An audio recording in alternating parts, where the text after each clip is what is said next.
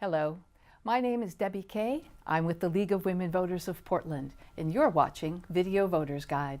We're here in the studios of MetroEast Community Media, and we will be talking with candidates for the May 15th, 2018 primary election. With me today is Ben Lavine, running for U.S. Representative for the 3rd District.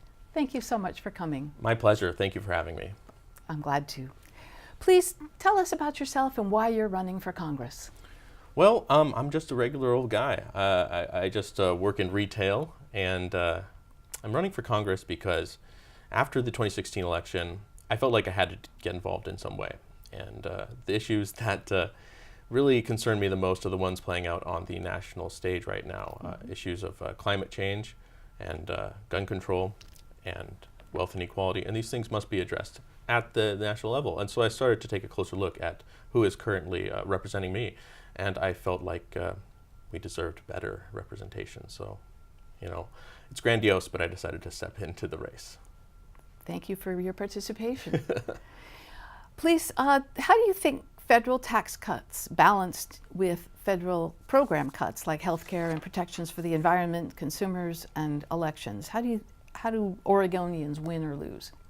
Well, I think that all working Oregonians lose when we give an unneeded tax cut to the wealthiest actors, be that corporations or wealthy individuals in our society. You know, these tax cuts don't help working people, and they have, as we've heard, ballooned the deficit to almost unprecedented levels. Within the next few years, I think we'll be at an all-time high in terms of the national debt. It's unsustainable, and then these unfavorable economic conditions are going to be used to justify cutting social services, as long as the Republicans control our federal government. So it's absolutely essential that we advance democratic and progressive candidates, so that we can have a progressive voice to say that no, we should not be giving these wealthy individuals an enormous windfall when so many of us are struggling day to day. And we need to fund these social services that so many depend on for their livelihood. Thank you.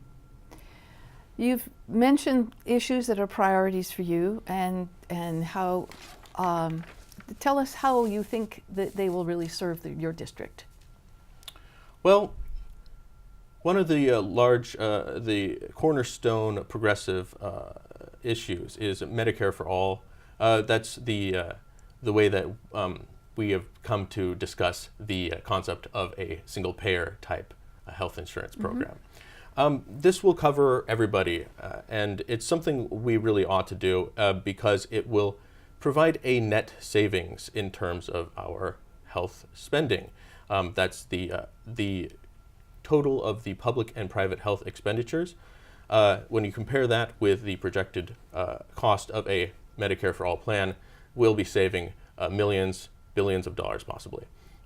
So if we refocus our priorities from giving wealthy individuals tax breaks and then instead work on building a robust social safety net, that will help all of my constituents, my potential constituents, and all Americans even. Also, if we are able to invest in technologies and infrastructure to seriously take on the challenge posed by climate change, you know, that is an investment, but it's an investment in economic instruments that will in turn over time produce massive benefit to our economy.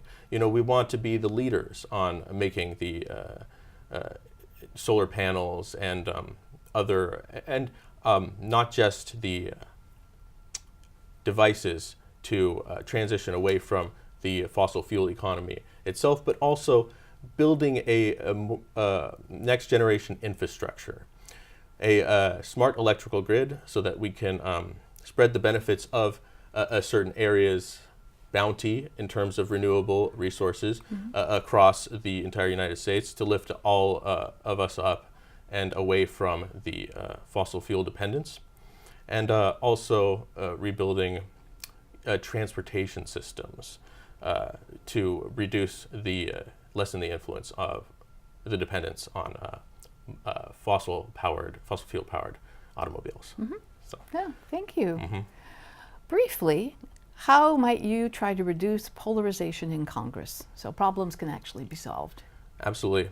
The root of the polarization comes down to the influence that wealthy donors have over our elected officials. The wealthy donors, corporations and individuals, set out ultimatums, and they say if you want this money, you have to be completely opposed to this policy.